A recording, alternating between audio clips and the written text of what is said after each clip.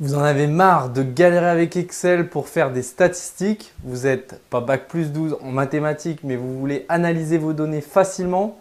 Pour ça, le meilleur logiciel statistique à l'heure actuelle, c'est Minitab 17.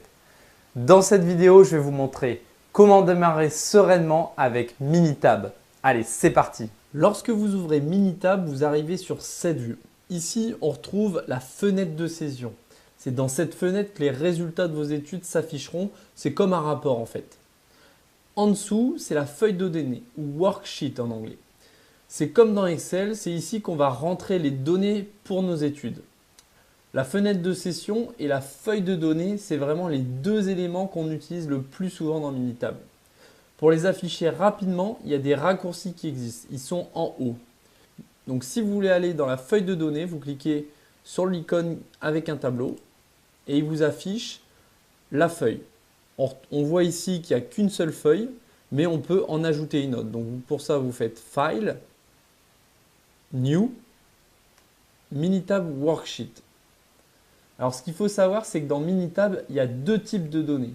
Les fichiers projets avec l'extension MPJ et les feuilles de données avec l'extension MTW.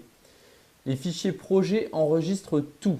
Feuilles de données, graphiques, analyse, alors que les feuilles ne conservent que les données saisies. Il faut donc toujours sauvegarder le projet si vous voulez retrouver vos analyses la prochaine fois que vous relancez le fichier. Donc pour créer une nouvelle feuille, on clique sur OK. On voit qu'il y a une deuxième feuille qui est apparue. On peut la renommer en faisant clic droit, Rename. Et on peut lui donner un nom.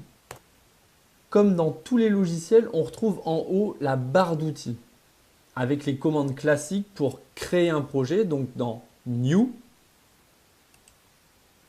Et ici, on voit comme tout à l'heure, on peut créer un nouveau projet. On double-clique. Il demande si on doit sauvegarder le projet précédent. On dit non. Et voilà, il crée un nouveau projet. Donc ce projet, on peut l'enregistrer. Pour ça, on clique sur File, Save Project.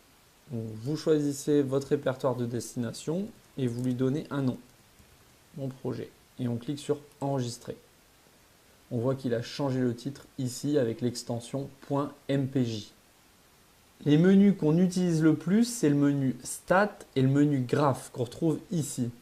Dans Stat, il y a toutes les analyses que l'on peut faire avec Minitab 17, comme par exemple l'ANOVA ou le Gauge RNR ici. Je vous montrerai tout à l'heure comment faire une comparaison de moyenne avec le test ANOVA.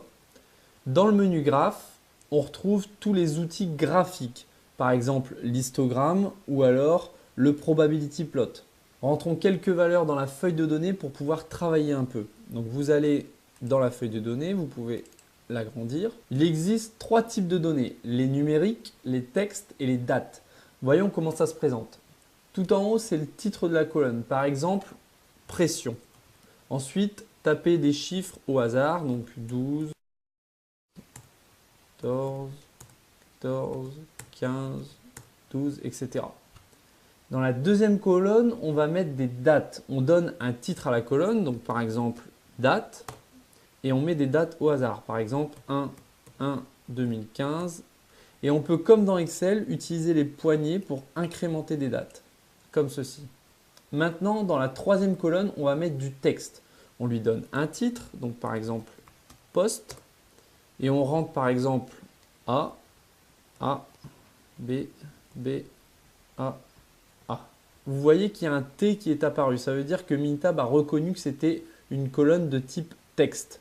Ici, on voit qu'il y a un D, puisque c'est une colonne de type date. Un raccourci qui est très pratique, c'est le point info, ici.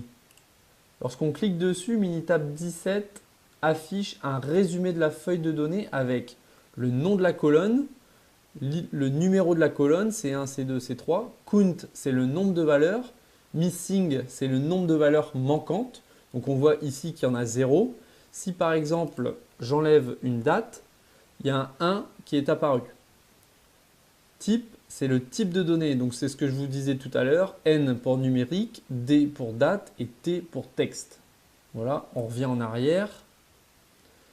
Allez, on va faire une comparaison de moyenne. Le but, c'est pas de vous expliquer ce que c'est une ANOVA ni comment on l'a fait, mais plutôt de vous montrer la fenêtre de session. Donc on va dans Stat, ANOVA, One Way. Ici, on sélectionne Réponse, qui est la pression, et le facteur, qui sont les postes. On valide par OK. Et il y a un graphique qui apparaît. On voit que statistiquement, il n'y a pas de différence entre le poste A et le poste B. Pour voir la fenêtre session, vous pouvez utiliser le raccourci en forme de parchemin ici. Et il vous affiche les résultats du test. Comme cela. Donc voilà, ANOVA One Way. Et on voit ici par exemple le p-value qui est supérieur à 0,05, ce qui veut dire qu'il n'y a pas de différence statistique. À gauche, c'est le Project Manager qui historise toutes les analyses que vous faites. Vous pouvez double-cliquer pour retrouver l'analyse. Par exemple, si on veut voir le graphique, on double-clique et ça permet d'afficher. On peut aussi revoir l'ANOVA dans la fenêtre de session. Autre chose qui peut être utile, c'est le Report Pad. On y accède en cliquant sur l'icône en forme de bloc-notes. Et en fait, c'est comme Word. En fait, vous pouvez écrire vos rapports. C'est assez pratique si vous voulez partager avec vos clients ou avec vos collègues. Vous n'avez pas besoin de créer un fichier Word à côté. Vous pouvez directement le mettre dans le fichier projet. On peut copier-coller des graphiques, écrire du texte, par exemple, mon graphique. Et vous pouvez accéder à tous les graphiques en cliquant sur l'icône ici en forme d'histogramme.